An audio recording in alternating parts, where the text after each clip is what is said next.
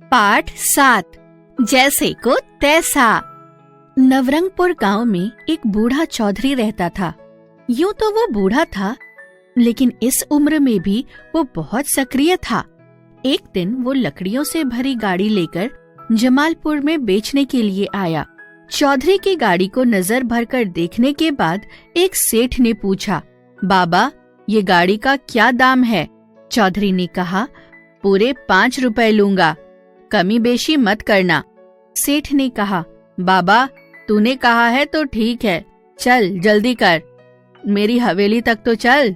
चौधरी ने हवेली पहुंचकर पहले गाड़ी में जुते बैलों की गर्दन से गाड़ी का जुआ हटाया, बैलों को एक तरफ बांधा, फिर ढेरों लकड़ियां निकालकर आंगन में रख दी। सेठ ने खुशी खुशी 5 रुपए दिए। जब चौधरी अपने बैलों को फिर से गाड़ी में जोतने लगा तो सेठ गरज कर बोला, खबरदार, गाड़ी और बैलों को हाथ मत लगाना, मैंने इनकी पूरी कीमत चुकाई है, अब ये मेरे हैं। मैंने तुझसे गाड़ी का मोल पूछा था या लकड़ियों का? सिर में सफेदी आ चुकी है, इसलिए सच बोलना, एक दिन सबको भगवान को मुंह दिखाना है। चौधरी को काटो तो खून नहीं, अटकते अटकते बोला, बैल जुते हुए जरूर थे, पर सेठ जी, मैंने तो लकड़ियों का दाम बताया था, भला गाड़ी बैल भी कहीं 5 रुपए में मिलते हैं?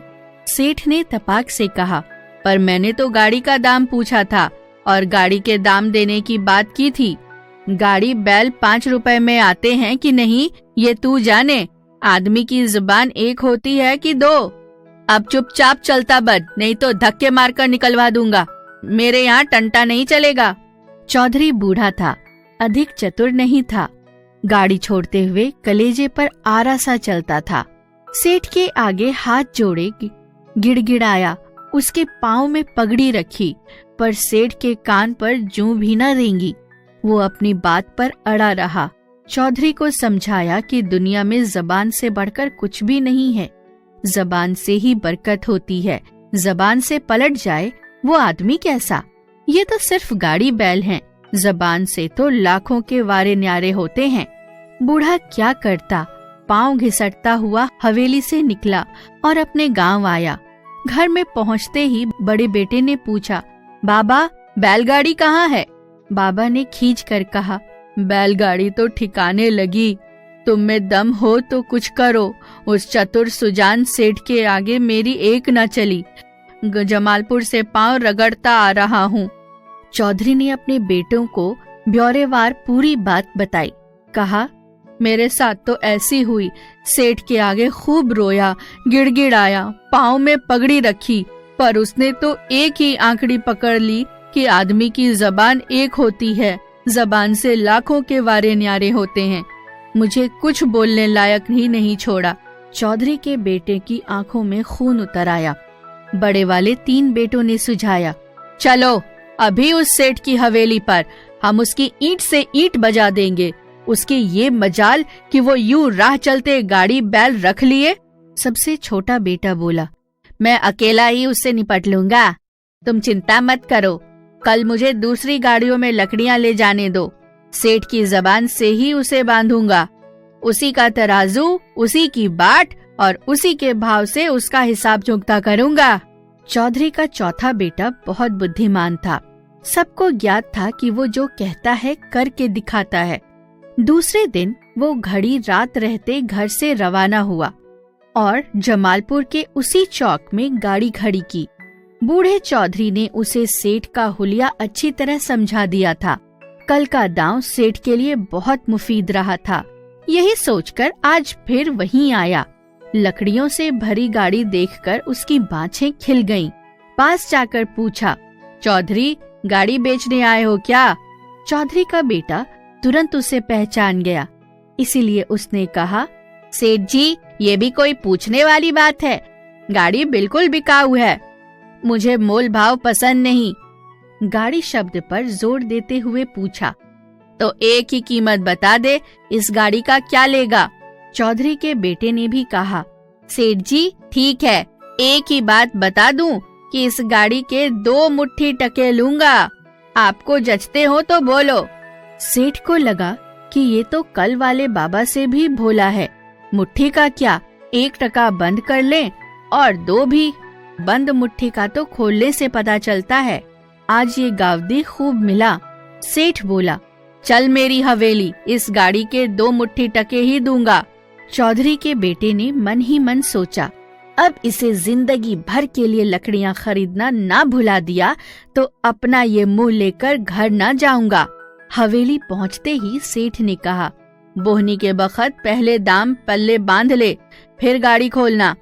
इतना कहकर सेठ त्वरित गति से हवेली के भीतर गया और दोनों मुट्ठियों में 1-1 टका बंद करके चौधरी के बेटे के पास आकर बोला, ले अपने दाम, फिर दूसरी सटर पटर करना। सेठ टके देने के लिए मुट्ठियां खोल ही रहा था कि चौधरी के बेटे ने झट से उसका हाथ पकड़ लिया। इसके बाद वो अपने कमर में खुसा पैना हंसिया निकाल कर बोला, सेठ जी, मुट्ठियां खोलो मत, ये तो अब साथ ही जाएंगी। आज आया है ऊंट पहाड़ के नीचे। सेठ हैरान होकर बोला, क्या मतलब?